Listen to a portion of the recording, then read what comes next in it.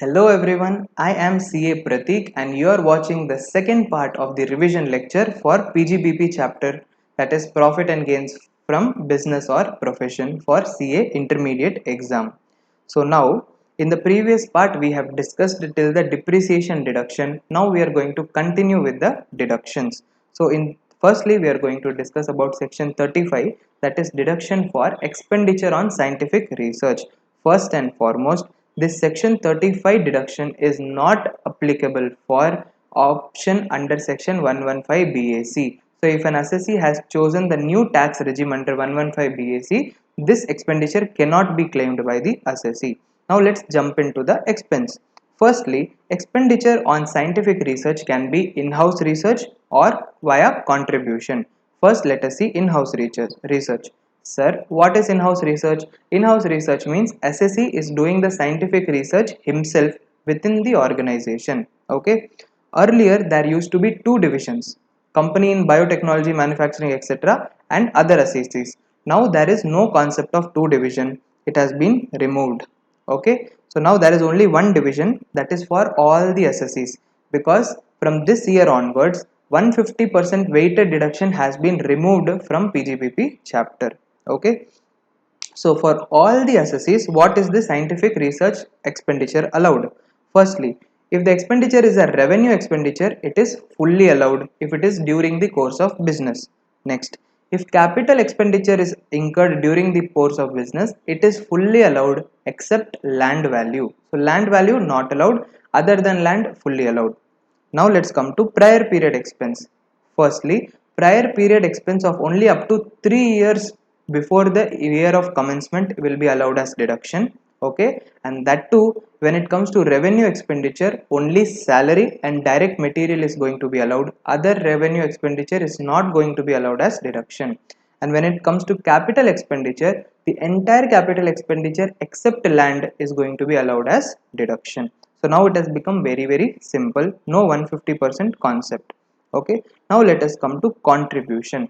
So if a contribution is given to notified and approved research association, university, college, institution, etc., then if it is doing scientific research or social statistical research, for both of them 100% is the deduction. Earlier 150 100 was there, now only 100%.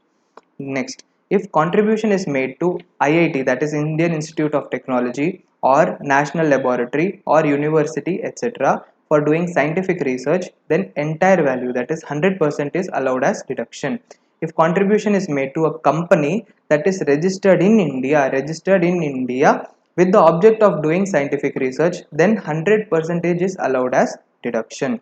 Okay, sir, what if land value and building value is given together and it is not separate? Then we have to find the building value separately and allow the deduction for the building value.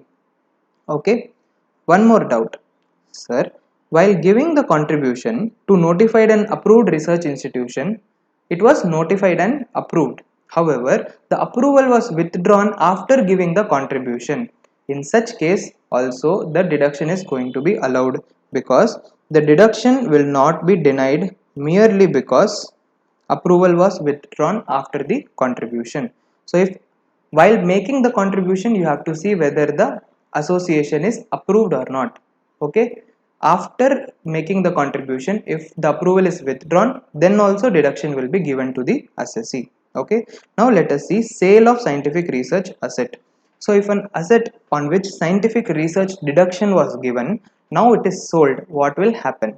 If it was not used in the business at all, then what will happen? Then selling price of the asset or the deduction under section 35 which was claimed earlier, whichever is lower will become the PGBP income. Okay, so sale price or deduction under section 35 which was claimed earlier, whichever is lower will become the PGBP income.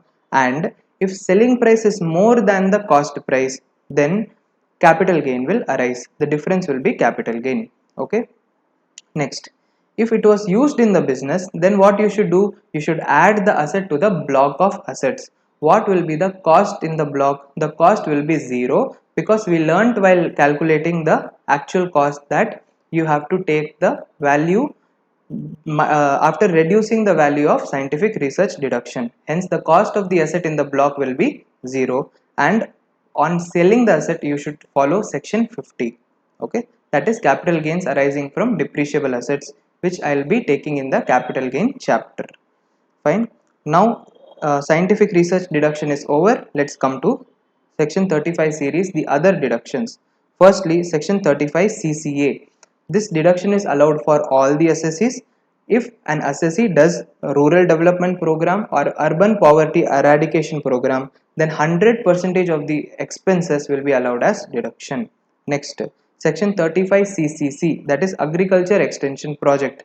If an assessee, that is any assessee, if he does agriculture extension project, then 100% of the expenditure except land and building will be allowed as deduction. Okay. However, there are certain rules. First, the assessee should maintain separate books of accounts, okay, for the agriculture extension project audited by a chartered accountant. Number 2, the assessee should maintain a note of the agricultural product project and the financial allocation for the project. And number 3, the assessee should get a certificate of approval from the Ministry of Agriculture. All these three conditions should be satisfied to claim the 100% deduction. Okay. And one more thing, this 35 CCC deduction for agriculture extension project is not available for the assessee who has chosen section 115 BAC, that is new tax regime. Okay, so be careful. And earlier this used to be 150, now it has become 100. Next, section 35 CCD. Okay, skill development program. So if a assessee who is a company, so 35 CCD is available only to companies. So if a company does a skill development program, 100% of the cost is allowed as deduction except land and building. Now let's come to section 35 DDA, that is voluntary retirement scheme. So if a company or any assessee for that matter, if they spend an amount for voluntary retirement scheme, that is VRS, then the entire amount is allowed as deduction in the course of 5 years. So total amount divided by 5 will be allowed as expense in 5 years. Okay. Similarly, in section 35D also, which talks about preliminary expenses, the expense is going to be allowed in the course of 5 years. It will not be allowed fully in the first year itself. You have to take the entire amount, you should divide it by 5 and you should allow it in 5 years. Okay. Sir, what if during the 5 years the company has converted, or there has succession which has taken place, or amalgamation or demerger? In such case, the old organization will get the old benefits. After the amalgamation or succession or conversion or demerger, etc., the new organization will get the balance benefit. For example, if A Limited got merged with B Limited after 2 years, then for the first 2 years A Limited will get the deduction. After the merger, that is for the remaining 3 years, B Limited will get the deduction. Okay, very simple. Now let's jump into the depth of section 35D, that is preliminary expenses. First and foremost, preliminary expense is allowed only to resident. It is not allowed to non-resident and foreign companies. So be very careful.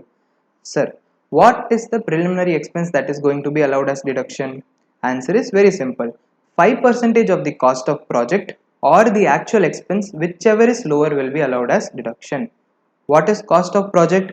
Cost of project means amount invested in the fixed asset. Amount invested in the fixed asset of the new project or undertaking. Okay. And what is actual expense? I told you the meaning of actual expense, which includes, okay, the project report, the market survey, legal documentation, and in case of companies, it includes the cost of memorandum of association, article of association, printing expenses for these, and then any legal charges, and it also includes the public issue expenses, etc. So I hope you learned that definition properly. So actual expense or cost, 5% of cost of project, whichever is lower, will be allowed as deduction, preliminary expenses. However, when it comes to an Indian company has the benefit of choosing between 5% of capital employed or 5% of cost of project. So obviously it will choose the higher amount, correct? Because the higher amount will result in higher deduction. Hence, only for Indian company, first step, take 5% of cost of project or 5% of capital employed, whichever is higher. Then whichever is higher or actual expense, whichever is lower, will be allowed as deduction. Now comes the question, sir, what is capital employed? Capital employed means issued share capital plus long-term borrowings plus debentures. Issued capital plus long-term borrowings plus debenture on the last day of the year of commencement. Okay. Now be careful. Do not include reserves and surplus and security premium in the capital employed value while solving the answer. Okay. Then in section 35D, the actual expenses should be audited by a chartered accountant. Okay. Audited by a chartered accountant. Fine.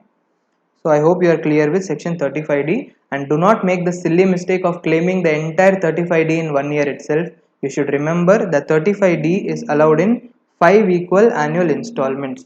So you have to do the total amount and distribute it between 5 years. I hope you are clear. Now let's come to section 36, that is general deductions. Okay. Firstly, let us see insurance related general deductions. Okay, first before learning general deduction, let me take section 43B. Okay, first idu padikalam. Section 43B is deduction on actual payment basis. So if any expense is covered in the list given in section 43B, then the deduction will be allowed only if the expense is actually paid on or before the due date to file the return of income. Sir, what are those expenses? Number 1, any tax, duty, cess or any fee payable. Number 2, interest to scheduled bank. Number 3, interest to public financial institution, and public financial institution includes state financial corporation and state industrial investment corporation. Then interest to non-banking finance company. Then any bonus or commission given to employees, leave salary given to employees, any employer contribution to welfare funds, and any payment given to railway authorities for using railway assets. So all these are covered in 43B. If assessee wants to claim deduction, it has to be actually paid on or before the due date to file return of income. Now let us come to section 36. Section 36, first deduction, section 36 subsection 1 clause 1. Sir, is it necessary to learn by heart all the subsection and clauses? I don't think it's necessary. If you know that it is section 36, it is enough. It at the inter level. Okay. So firstly, if any insurance premium is paid on stock or stores, it is allowed only if it is actually paid during the year. If it is not paid, it will not be allowed. Okay. Next, insurance premium on the life of cattle. If insurance is taken on the life of cattle, then such insurance premium is allowed as deduction only to Federal Milk Cooperative Society, and it is allowed only if it is actually paid during the year. Next, section 36 subsection 1 clause 1b. If any insurance is taken on employee health insurance, okay, so if any employee health insurance is taken, then it will be allowed only if it is paid in any mode other than cash, and it will be allowed only on actual payment basis. So if it is paid, only then it will be allowed. If not paid, not allowed. Next, salary related deduction. Firstly, if any bonus or commission is given to employees, I have already told you that under section 43B we discussed point number 5, bonus or commission to employees is allowed as per section 43B only if the expenses has been paid on or before the due date to file the return of income. Fine. Next, employer contribution to funds. If employer is contributing to welfare funds, then it is allowed. Firstly, it is only allowed as per section 43B if the amount is paid on or before the due date to file the return of income. Number 2, it is allowed only if it is paid to approved superannuation fund or approved gratuity fund or recognized provident fund or statutory provident fund. Fine. Unrecognized provident fund not allowed. Unapproved superannuation fund not allowed. Okay. Now let's come to the next section, employer contribution to pension scheme. If the employer is contributing to the pension scheme, then also it is allowed only if it is paid on or before the due date to file the return of income as per section 43B, and it is allowed only if the employer contributes to the pension scheme under section 80 CCD, and that too only up to 10% of the salary. What is the definition of salary? Basic salary plus DA terms. So maximum 10% only allowed as deduction. Now let's come to employee contribution. Sir, very important, because income tax law is very strict when it comes to employee contribution. If the employer has deducted the employee contribution from the salary, he has to compulsorily pay the employee contribution within the due date of the fund, itself. Okay, if it is not paid within the due date of the fund, this entire amount of employee contribution will be treated as the income of the employer. It will be treated as the income of the employer, and even if the employer pays later on, it will not be allowed as deduction. Even if the employer pays later, it will not be allowed as deduction. However, when it comes to employer contribution, okay, which we discussed before, if it is paid later, it will be allowed in the year in which it is paid. Fine. But when it comes to employee contribution, it will never be allowed again. Okay, so very strict. So hence, if there is an employee contribution and in the question, and if it is not paid within the due date of the fund, then add back the amount to the income, and it will never be allowed again. Okay, now let's come to business related expenses. Firstly, let us see interest paid. So interest paid on borrowings will be allowed if the borrowings is related to business. Okay, if it is not related to business, it will not be allowed as deduction. And keep in mind section 43B, where we discussed that if the interest is paid to scheduled bank or public financial institution or NBFC, it is allowed as deduction only if the interest is paid on or before the due date to file the return of income. And one more special point, that if a loan is taken on the cost of a fixed asset, then till the fixed asset is put to use, the interest on loan will be added to the cost of fixed asset, and after it is put to use, the interest will be allowed as deduction under PGBP. Okay, next, bad debts. Bad debts means what? Any amount that has not been recovered from the person, it is called bad debts. Bad debts are allowed if they are irrecoverable. Means if the assessee feels that the amount cannot be recovered, it will be allowed as deduction only if it is related to business and only if it is taken as income earlier. I gave you an example that if the bad debts is related to the sales, since the sale was taken as income earlier, the bad debts will be allowed.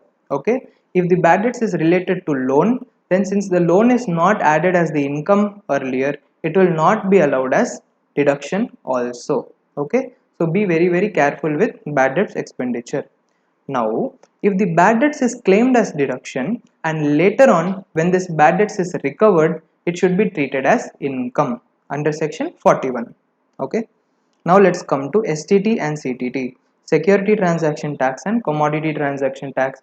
They are allowed as deduction if they are related to the business, but be careful that we studied in 43B that any tax, duty, cess, fee, etc. payable to the government should be paid on or before the due date to file the return of income. Only then it is allowed as deduction. Okay. Now let's come to other deductions. Firstly, discount on zero coupon bonds. Okay, I told you what are zero coupon bonds. That is the bonds that do not have any interest. It is because they are issued at a discount, okay, and then redeemed at par value. So the whatever is the discount value should be allowed in the various years on pro rata basis. That is total discount divided by number of years. Okay. Next, animal allowance. Animal allowance means what? Cost of animal. Animal allowance will be allowed as deduction only when the animal becomes useless or the animal dies. Okay. Till that, no animal cost is allowed as deduction. What is the deduction value? Actual cost minus selling price of the animal or the insurance claim received, whatever it is. Okay. Next, promoting family planning among employees. Okay, so who does the family planning? Individual do the family planning, but for whom the expense is allowed? The expense is allowed only for the companies. Okay, so if any company is doing a family planning promotion expense for their employees, then the expenditure is fully allowed as a deduction if it is revenue expenditure, and in case of capital expenditure it is allowed in 5 equal annual installments. Okay, I hope you are clear with the deduction. Now let us come to section 37, that is residuary expenses. Firstly, residuary expense means what? Whatever deductions that we saw earlier, apart from that, if there is any other expense which is related to business, it will be allowed as deduction. Okay. However, there are certain conditions. Condition number one, the expense should be related to the business. If not related to business, not allowed. And losses are not allowed. Okay. Next, prior period expenses are not allowed as deduction. Next, personal expenditure not allowed as deduction. Capital expenditure not allowed, only revenue expenditure is allowed as deduction. Next, any contingent liability is not allowed. Hence, I told you any provision, that is provision for bad and doubtful debts, etc. Whatever provision that may be in the P&L account, it will not be allowed as deduction. Okay.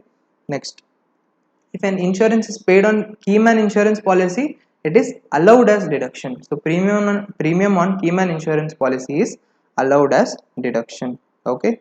Then I told you about share and debenture issue expenses. So in case of share or debenture issue expenses, revenue expenditure, that is expense related to buyback, bonus, debenture, loans, etc. allowed as deduction. Capital expenditure not allowed, that is expense related to initial public offer, further public offer or right shares. Fine. Next, illegal expenditure not allowed. Illegal expenditure not allowed. Okay, for example, any freebies given to medical practitioners by the medicine companies not allowed. Any referral commission given by laboratory to medical practitioner not allowed, or any other illegal expenditure not allowed. Okay. Then any fine or penalty. So if any fine or penalty is paid, it is not allowed as expense if the fine or penalty is for the breach of law. However, if fine or penalty is breach of contract, it is allowed. So if I broke a contract with someone, and for that if I had to pay a fine, it is allowed as deduction. However, if I broke the law and if I am paying the fine, it is not allowed as deduction. For example, for not doing the tax audit, I had to pay penalty of 1,50,000. It will not be allowed as deduction in my business. Similarly, if I am driving and to the traffic police I had to pay challan amount for violating the traffic rules, it will not be allowed as deduction. Okay. Then CSR expenditure.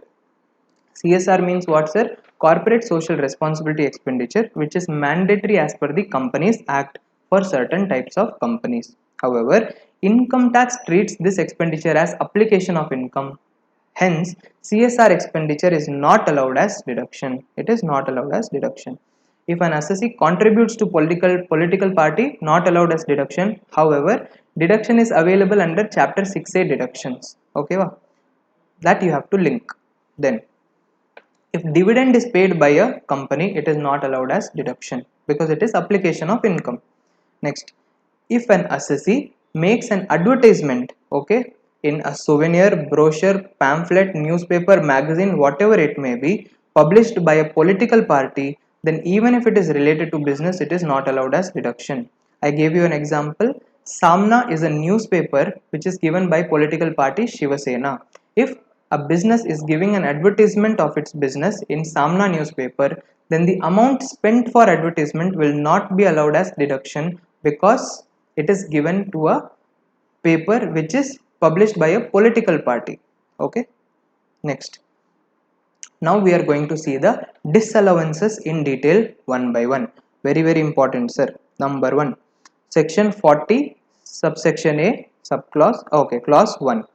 If any payment is made outside India or within India to a non-resident without deducting the TDS, payment outside India or within India to a non-resident, if any payment is made to a non-resident without deducting the TDS, then the entire expenditure is disallowed.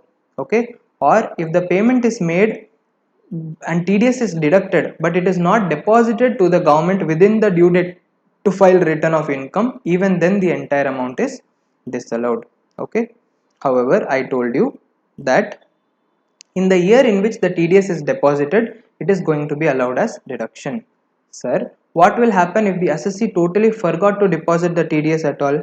Then if the payee who is receiving the amount, if he is very good, okay, if he has paid the taxes on that money, he has filed the return of income and he has given a CA certificate, okay, in such case the amount will be allowed as deduction, fully allowed, in the year in which he is filing the return of income, that is basically the next year.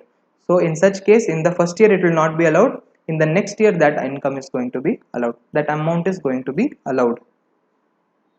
Similarly, 40 subsection A clause 1A, if any payment is made in India to a resident without deducting the TDS, then 30% of the amount is disallowed as deduction. Okay, disallowed. Okay, 30% of the amount is disallowed. Then if any payment is made in India to a resident where TDS is deducted but it is not deposited with the government on or before the due date to file the return of income, then also 30% is going to be disallowed. So if 100 rupees is the expense, 30 rupees disallowed, 70 rupees allowed as expense. However, if later on that TDS is deposited with the government, then in such year it will be allowed as deduction. And here also, if the payee who is receiving the money, if he is very good, he is filing his return of income, showing that in the income, paying the taxes and giving the CA certificate, that is chartered accountant certificate. In such case, the amount will be allowed as deduction in the year in which he files the return of income, which is the next year. Okay. Next, section 40 subsection A clause 2, if any income tax is paid or there is any tax on PGBP, it is not allowed as deduction. Okay, even interest on income tax is not allowed. Fine. Next, section 40A subsection 40 subsection A clause 2B, any amount given from state government undertaking to the state government is not allowed as deduction, let it be royalty, commission, interest, whatever. Next, 40A 3, if any salary, very important sir, very important, if any salary is paid outside India without deducting the TDS, salary paid outside India without deducting TDS, fully disallowed, and it will never be allowed again. And here be very careful. Earlier we saw TDS disallowance, correct? What did we see? That if TDS is not deducted or deducted but not paid within the due date to file return of income. However, in this section it is given, when TDS is for salary payable outside India, it has to be deposited within the TDS due date itself. Within the TDS due date itself. It is not deposited within the TDS due date. It is fully allowed and it will never be allowed again, even if the TDS is deposited later.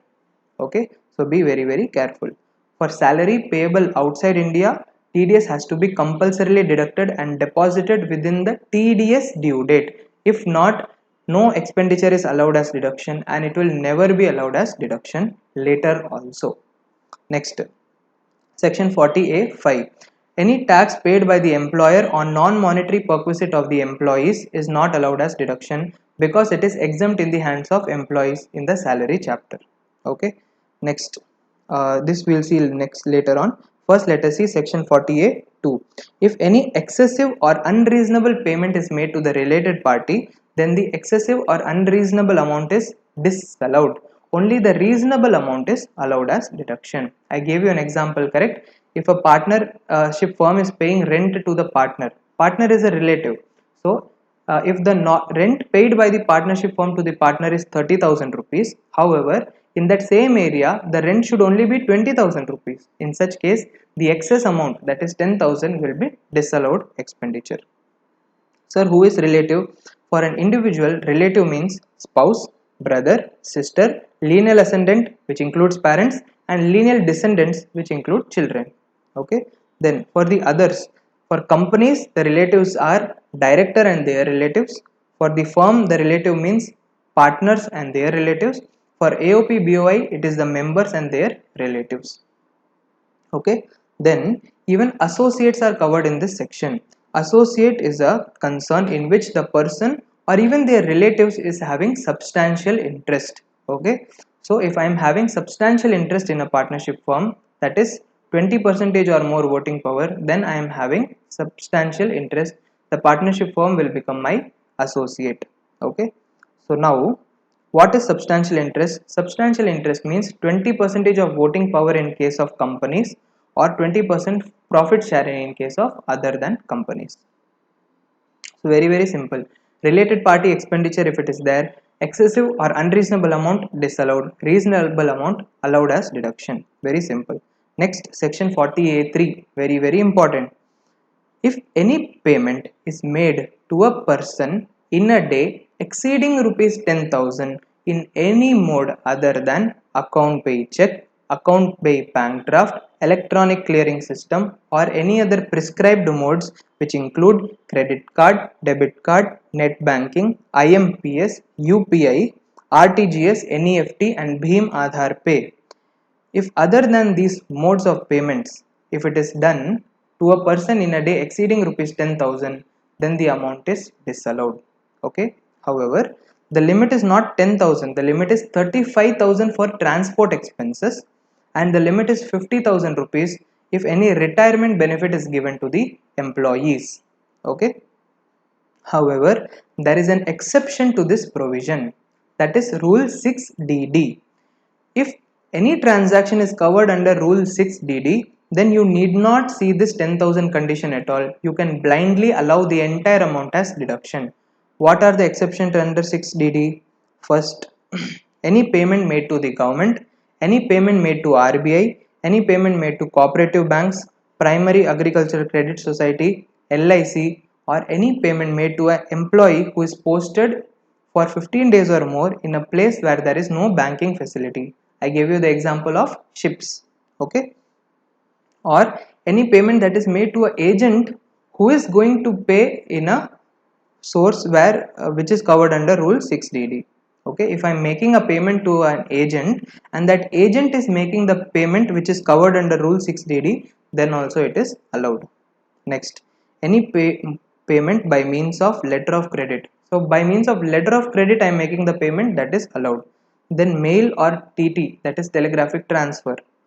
Any payment made by way of bank account, allowed. Any payment made by way of bill of exchange is also allowed, and any payment made by way of book adjustment is also allowed. Book adjustment means what, sir? I am purchasing some goods to someone. Okay. Purchasing some goods from someone and also selling the goods to the other person, and the payment for both I am settling with each other. Okay. It means cancelling with each other. It is called book adjustment. Book adjustment is allowed. Next, if any payment is made to purchase agriculture produce or forest produce, animal husbandry or dairy, poultry farming, fish products, horticulture, apiculture products, or any product manufacturing in cottage industry without power. Any product which is manufactured in cottage industry without the use of power, it is allowed even if it is in other than prescribed modes. Okay. However, this purchase I told you correct, agriculture, animal husbandry, etc., etc., all these are allowed only if it is given directly to the producer. If it is given to any other person, it is not allowed. Okay. So for example, if the farmer is only producing the agricultural produce, if I am paying the money to the farmer, it is allowed as deduction. However, if I am paying it to Amazon, okay, who is not the farmer, then it is not allowed as deduction. Next, if any payment is made in a village or town where there is no banking facility, then also the payment can be made in other than prescribed modes. Still the deduction will be allowed. Very important, sir. Section 40A3. This same section 40A3 is going to come in so many places where I am not going to repeat it again and again. That is section 40A3 that we discussed now. Then section 43(1), which is the cost of fixed asset. Then 44AD, presumptive income for business. Then 43CA, okay, that is transfer of land or building or both. 50C, transfer of land or building in the capital gain in the other sources chapter, capital gain chapter, sorry. And then 56 to 10 in income from other sources, and 80 JJAA, that is deduction for additional employees.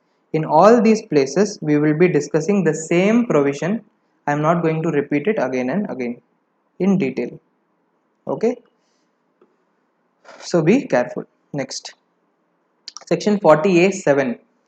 If there is any provision for gratuity, it is not allowed as deduction. However, if provision is made for gratuity that is actually payable, then it is allowed as deduction. Next, 40A(9).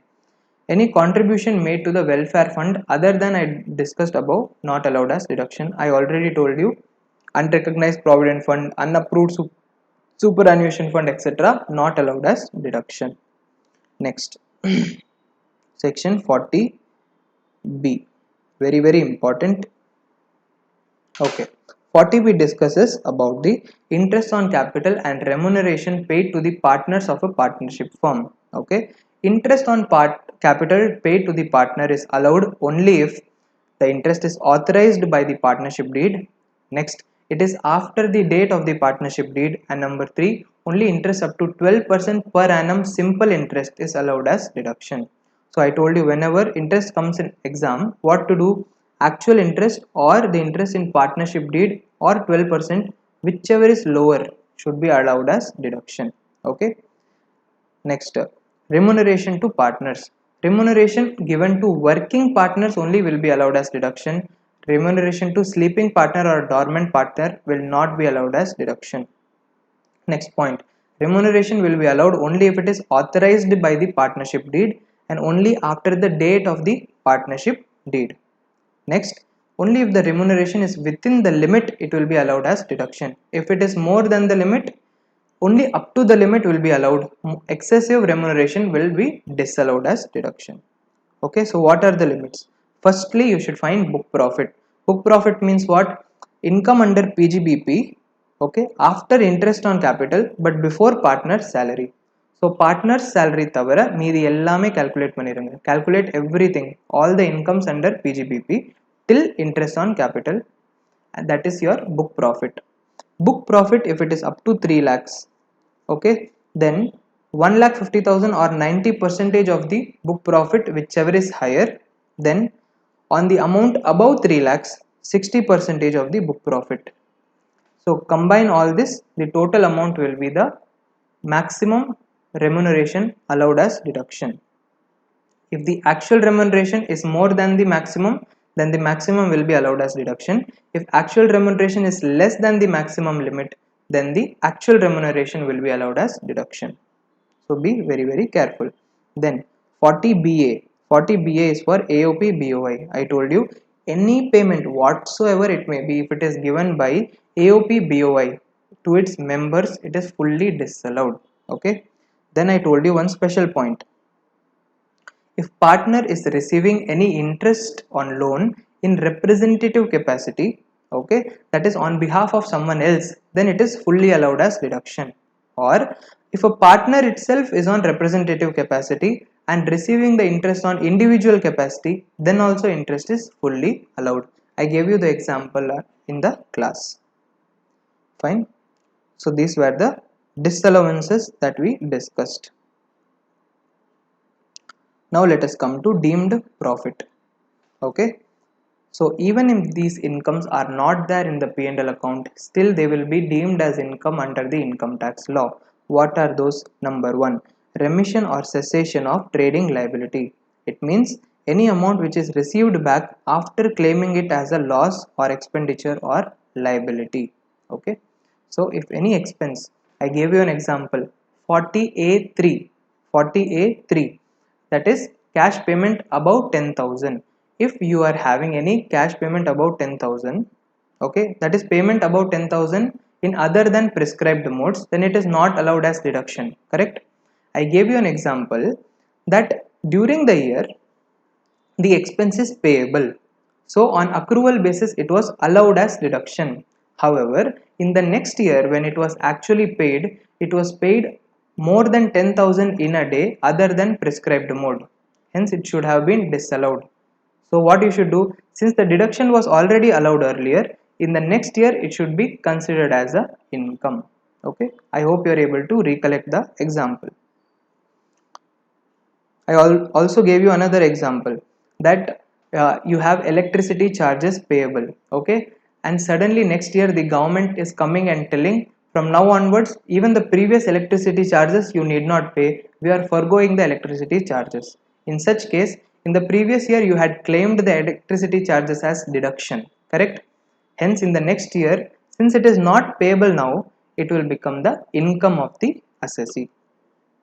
Next, balancing charge. Balancing charge is related to the straight line method, which we will discuss in the capital gain chapter.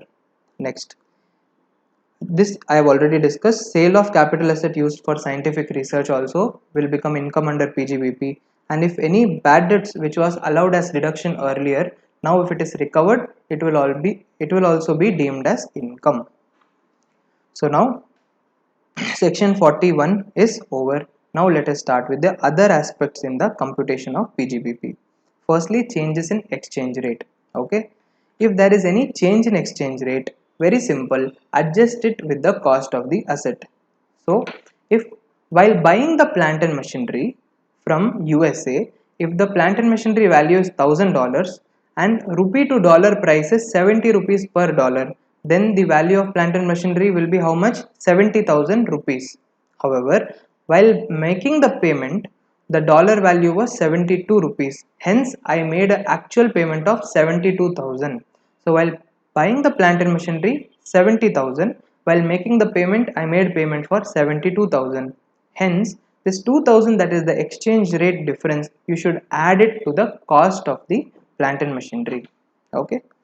Next, section 44AB, that is tax audit. Tax audit, very important, and it contains amendment also, so high chance that it can come in the exam. Who should get the tax audit done? Number one, in case of business, if the turnover of the business exceeds rupees 100 lakhs, that is 1 crore, then the business has to compulsorily get the tax audit done. Who does the tax audit, sir? Chartered accountant does the tax audit. Okay, so an accountant does the tax audit, and in income tax law, accountant means chartered accountant. Fine. What is the tax audit form? Tax audit form is form 3CA, 3CB and 3CD. If the person has done an audit under any other law, for example, companies have to do audit under company law, in such case they have to fill form 3CA and 3CD. Then if the person does not have to do audit under any other law, for example, an individual need not do audit under any other law, in such case audit form will be form 3CB 3CD, form 3CB 3CD. Okay, now let us see who and all has to get tax audit done. So in case of a business, if the turnover crosses 100 lakhs, they have to compulsorily get the tax audit done.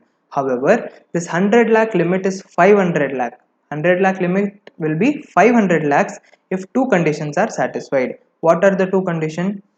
The total payments, okay, you have to take the total payments and see what is the percentage of cash payment. Okay, so first take the total payment and then calculate 5%. If the total cash payment is within 5% of the total payment, then this condition is satisfied. Next, if total cash payment is within, receipt, I'm sorry, if total cash receipt is within 5% of the total receipts, then first condition is satisfied. If total cash payment is within 5% of the total payment, then this condition also satisfied. Let me give you an example. Okay, I gave you an example earlier, correct, in class, that in bank account you received 1 crore, in cash account you received 20 lakhs. So what is the total receipts? 1.2 crores. Sir, what is the 5% of 1.2 crores? It is 6 lakhs. Correct? Now see what is the cash? 20 lakhs. If 20 lakhs is more than 6 lakhs, then this condition is not satisfied. Okay? So cash receipt, total cash receipt should be within 5% of the total receipt. Okay, then the condition will be satisfied. Similarly, in payment, let us see. In bank, the payment received is 120 lakhs, cash payment is 4 lakhs. Total payment is how much? 124 lakhs. Sir, what is the 5% of 124 lakhs? It is 6.2 lakhs. Okay, is the total cash payment within the limit? Answer is yes. 4 lakhs is within 6.2 lakhs limit. Hence this condition is satisfied. Okay, and I told you, since one condition is satisfied and one condition is not satisfied, then this 500 limit is not applicable. It is applicable only if both the conditions are satisfied. Hence, see, tax audit limit is 100 lakhs. However, the above limit will be 500 lakhs if both conditions are satisfied. Both condition. First condition, the total cash receipt should be less than 5% of the total receipts, and total cash payment should be less than 5% of the total payment. Okay. Here I think less than will not be correct. You please put up to. Please change this to up to.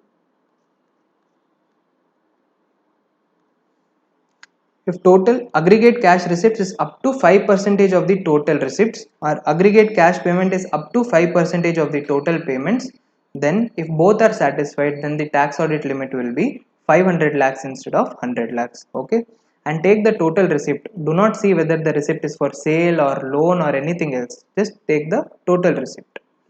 Next, in case of profession, if the gross receipts exceed 50 lakh rupees, then the profession has to compulsorily get a tax audit done.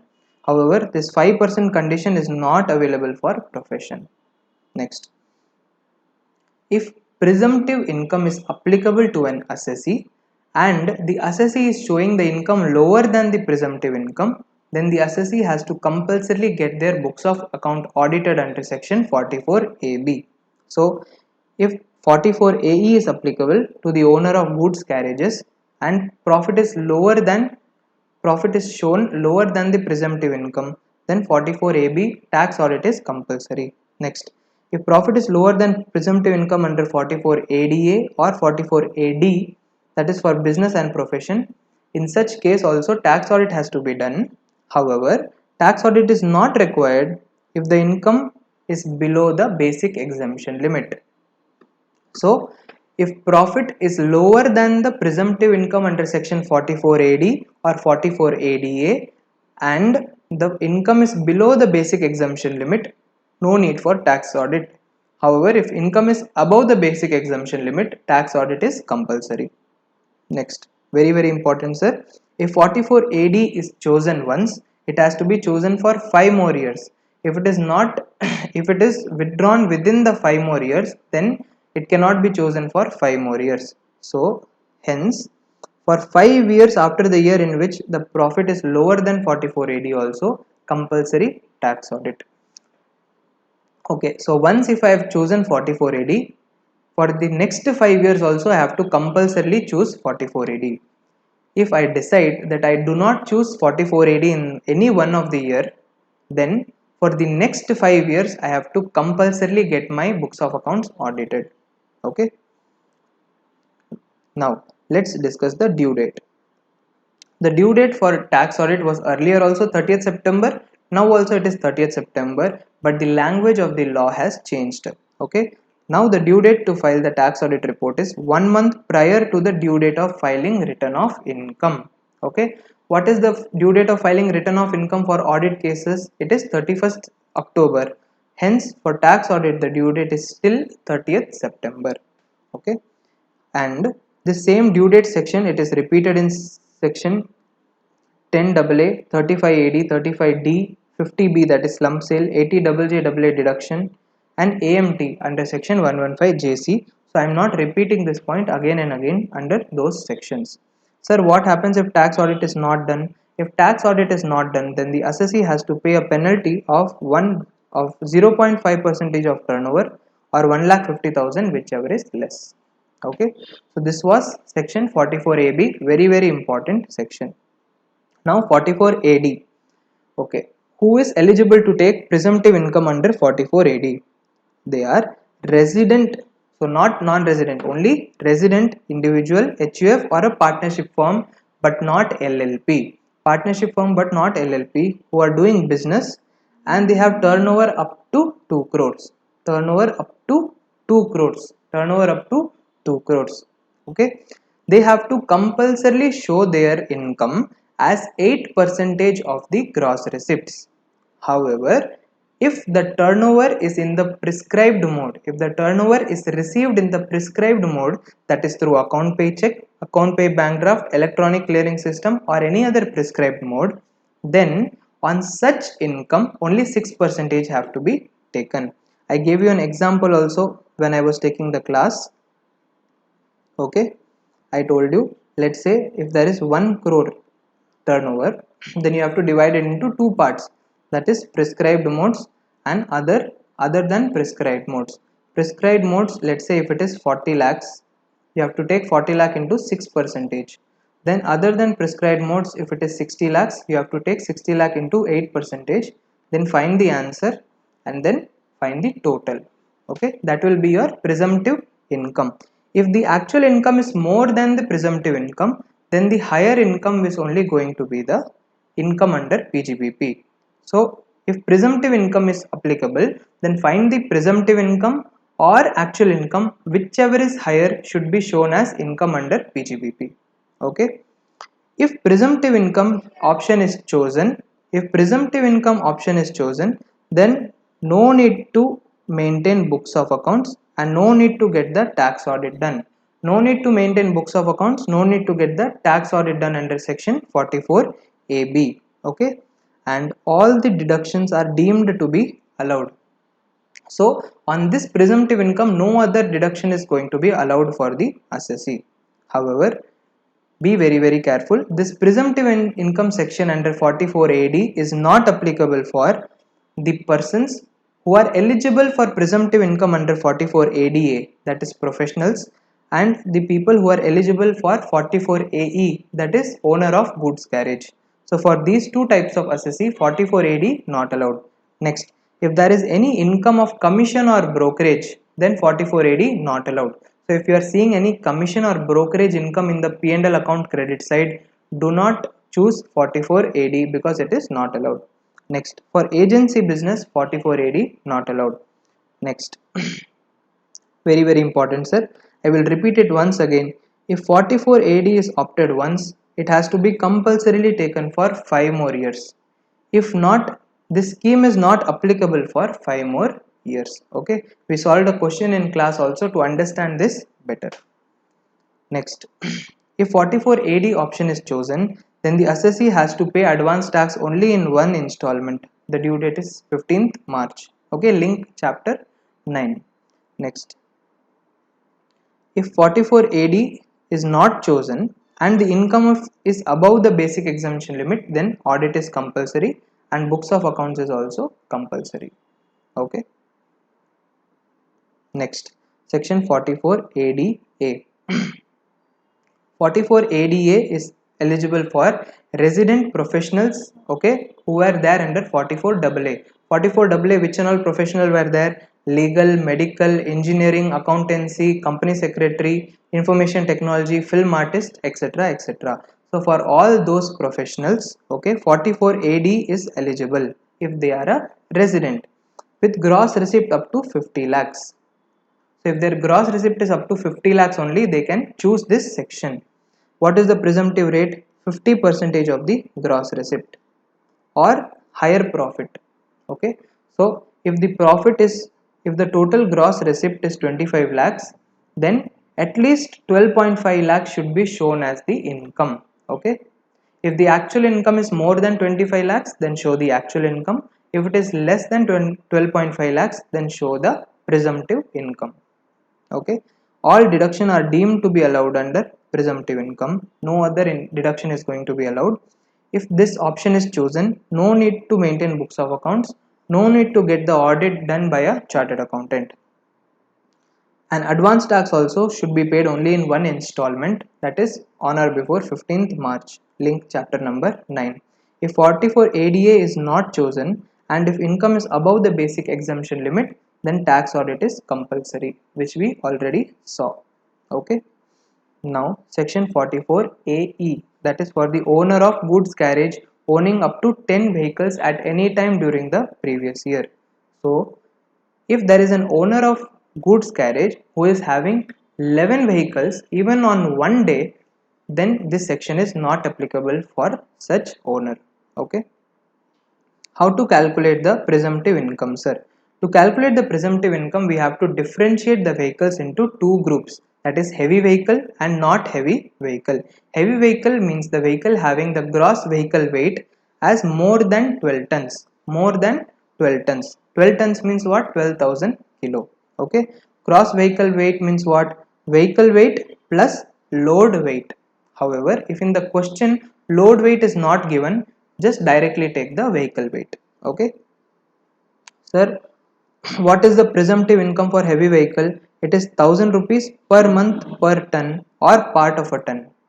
1000 per month per ton or part of a ton of the vehicle weight. Okay. And however, if only half month is there, a part of the month is there you should consider it as 1 month.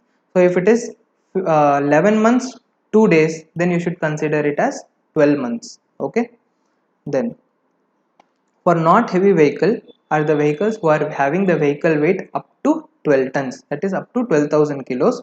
For them, the presumptive income will be 7,500 per vehicle per month. Per vehicle per month. Okay.